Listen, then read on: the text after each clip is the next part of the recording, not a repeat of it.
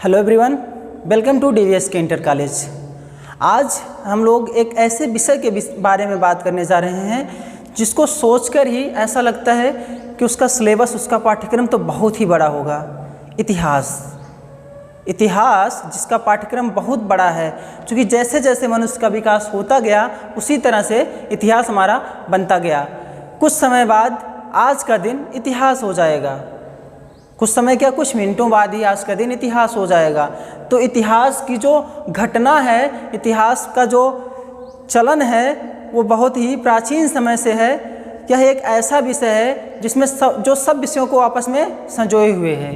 किसी भी चीज़ का इतिहास हो सकता है, भूगोल का इतिहास हो सकता है, अर्थात आपकी पृथ्वी कितनी पुरानी हुई उसका इतिहास है।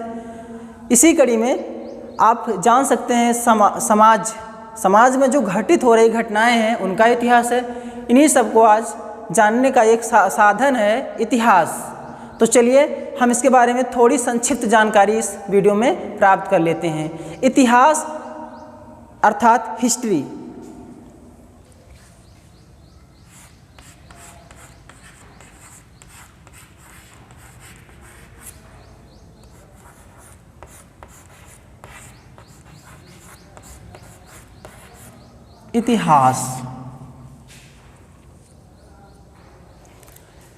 इतिहास का यदि संधि विच्छेद किया जाए तो यह बनता है इति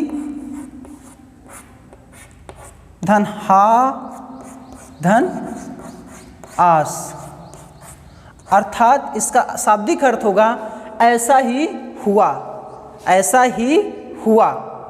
इतिहास ग्रीक या यूनानी भाषा के शब्द हिस्टोरिया से लिया गया है, जिसका अर्थ है जांच करना या खोजबीन करना। यह ग्रीक भाषा के शब्द, ग्रीक या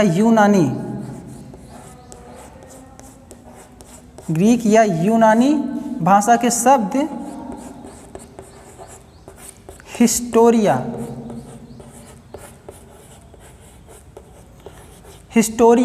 से लिया गया है, जिसका अर्थ है जांच या खोजबीन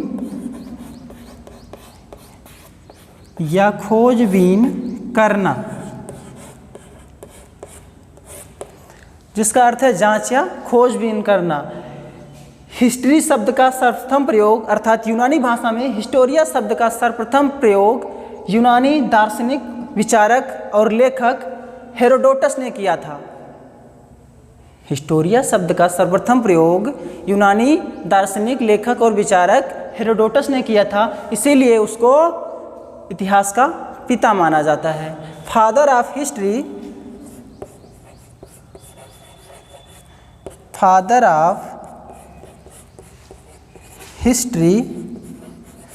यानी कि इतिहास का पिता हेरोडोटस को माना जाता है।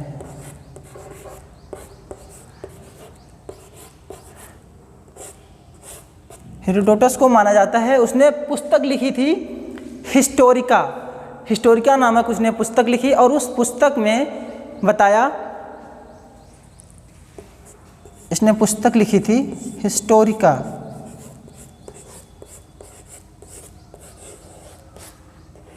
और इस पुस्तक में उसने तत्कालीन समाज के बारे में बताया।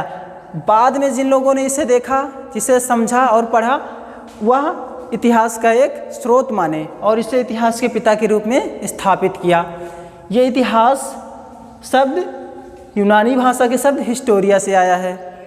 ठीक, किसी भी इतिहास को, कहीं का भी इतिहास हो, उसके जानने के कुछ साधन होते हैं। इतिहास कैसे जाना जाए, इतिहास जानने के कुछ साधन होते हैं। जैसे अभी कोई पुस्तक लिखी जाए और आज के 100 साल बाद वह पुस्तक किसी के हाथ लगे तो पता चलेगा कि तत्कालीन समाज के ऊपर पुस्तक लिखी जाए, समाज और यहाँ की संस्कृति, आचार व्यवहार, तो पता चलेगा कि तत्कालीन समाज में लोग कैसे थे और उनका व्यवहार कैसा था, उनकी संस्कृति कैसी थी। तो पहली जो चीज़ है जानने के लिए कि पुस्तक या फिर कोई यात्रा विवरण हो, कोई यात्री यहाँ आए, इस बारे में लिखे और बता के जाए, अथवा कुछ समय बाद 1000 साल, 2000 साल, 10,000 साल बाद अभी सभ्यता, जिस सभ्यता में हम चल रहे हैं, जी रहे हैं, या सभ्यता विनष्ट हो जाए, तो 10,000 साल बाद यहाँ के कुछ अवशेष हमें प्राप्त हों, तो हम जानेंगे, जब बाद में वो लोग जानेंगे कि आज के 10,000 साल पहले ये चीज़ें हुआ करती थी। तो इतिहास के जानने के कुछ स्रोत हैं। उससे पहले हम जानेंगे इतिहास को कितने भागों में बांटा गया है। इतिहास को जानने के स्रोत से पहले हम जानेंगे कि इतिहास को कितने भागों में बांटा गया है। तो चलिए देख लीजिए।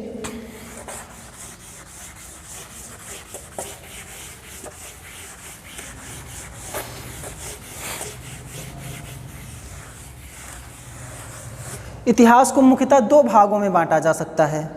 इतिहास को मुख्यतः 2 भागों में बांटा जा सकता है। पहला है प्राक-ऐतिहासिक काल। प्राक-ऐतिहासिक काल, प्राक-ऐतिहासिक काल, और दूसरा है आद्य ऐतिहासिक काल। आद्य ऐतिहासिक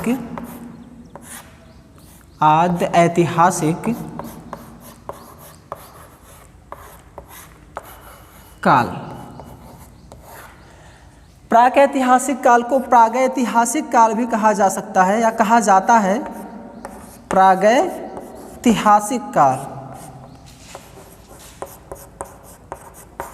प्रागैतिहासिक काल, यह काल लगभग 30,000 ईसा पूर्व से लेकर के 3,000 ईसा पूर्व तक चला।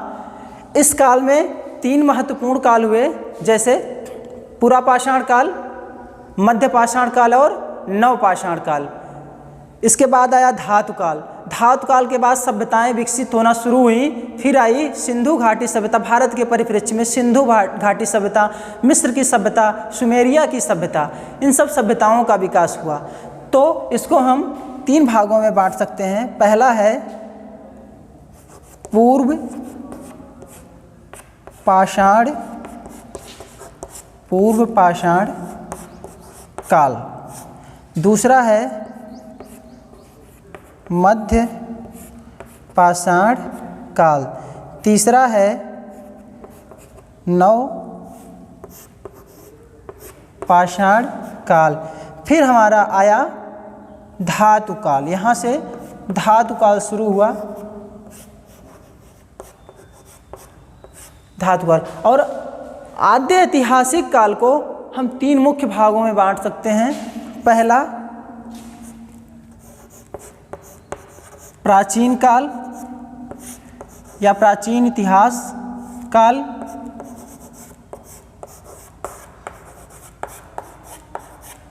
दूसरा है मध्य इतिहास या मध्यकालीन इतिहास,